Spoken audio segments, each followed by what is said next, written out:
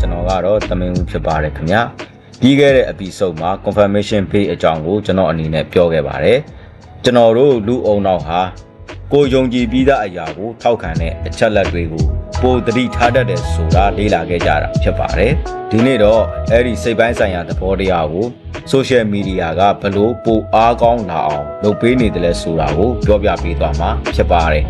ဒီနေ့ရဲ့ခေါင်းစဉ်ကတော့ echo chamber နဲ့ filter bar ပဲဖြစ်ပါတယ်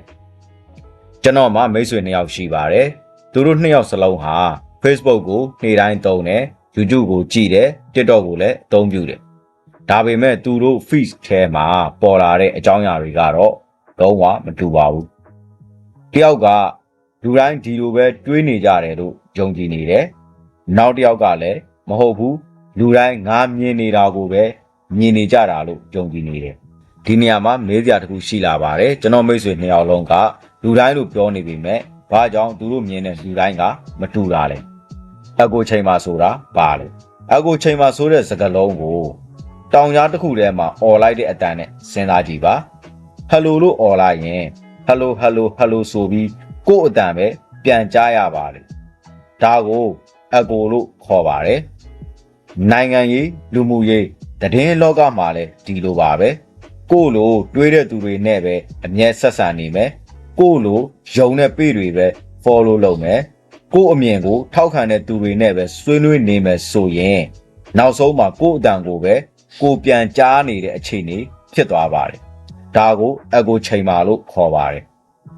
filter bar ပဲဆိုတာပါလေအကိုချိန်မာကကျွန်တော်တို့ရွေးချယ်တဲ့ပတ်ဝန်းကျင်ကြောင့်ဖြစ်နိုင်တယ်ဒါပေမဲ့ filter bar ပဲကတော့နီးပညာကဖန်တီးပေးတဲ့ပတ်ဝန်းကျင်ပါဥပမာ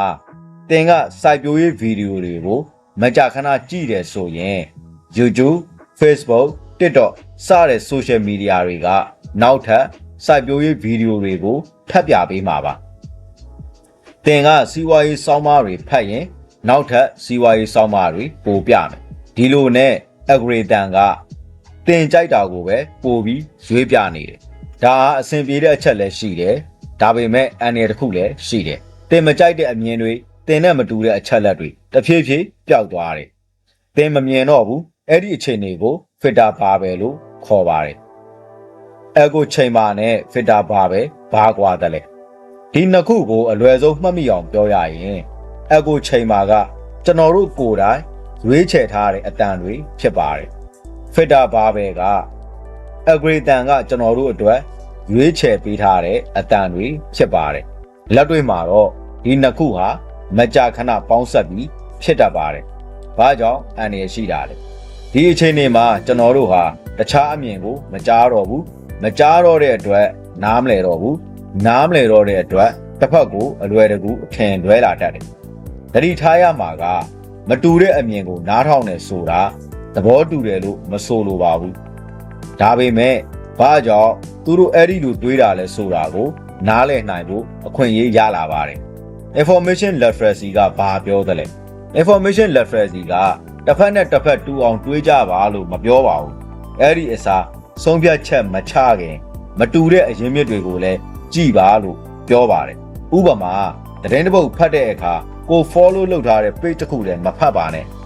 အခြားယုံကြည်စိတ်ချရတဲ့အရင်းမြစ်တွေမှာလည်းဘယ်လိုရေးထားသလဲကြည်ပါဒီအလေးချင်းကအကိုချိန်မာတဲ့ကထွက်လာဖို့အကောင်းဆုံးနည်းလမ်းတွေတဲကတစ်ခုဖြစ်ပါတယ်ကျွန်တော်တို့ဘာလုပ်နိုင်မလဲဒီနေ့ကစပြီးအလေးချင်း၄ခုစလုပ်ကြည့်ပါပထမကို့အမြင်နဲ့မတူတဲ့အရင်းမြစ်တစ်ခုကိုတပတ်တစ်ခါဖတ်ကြည့်ပါဒုတိယ share မလုပ်ခင်ငါဒီအချက်လက်ကိုအခြားနေရာမှာလဲတွေ့ရလားလို့မေးပါတတိယကို feed ထဲမှာပေါ်လာတဲ့အရာအလုံးဟာကဘာကြီးတစ်ခုလုံးမဟုတ်ဘူးဆိုတာကိုသတိရပါစတုဒ္ဓငါမြင်နေတာကအရာအလုံးမဟုတ်ဘူးဆိုတဲ့စိတ်ထားကိုမွေးမြူပါဒ ဒီနေ့အတွက်ကျွန်တော်မိတ်ဆွေတွေကိုမှတ်သားသွားစေခြင်းတဲ့စကားတစ်ခုကတော့ကျွန်တော်တို့အမြင်ကိုကန့်သက်တာဟာတခါတရံမှာစင်တာမဟုတ်ဘူးကျွန်တော်တို့နေ့တိုင်းရွေးချယ်ကြည့်နေတဲ့အချက်လက်တွေလည်းဖြစ်နိုင်တယ်ဒါကြောင့် information literacy ဆိုတာအချက်လက်များများဖတ်တာတဲ့မတူတဲ့အမြင်တွေကိုနားလည်ဖို့အခွင့်အရေးပေးတဲ့အလေးအကျင့်တစ်ခုဖြစ်ပါတယ်ပြီးဆုံးအိမ်မှာတော့ cognitive dissonance ဆိုတာဘာလဲ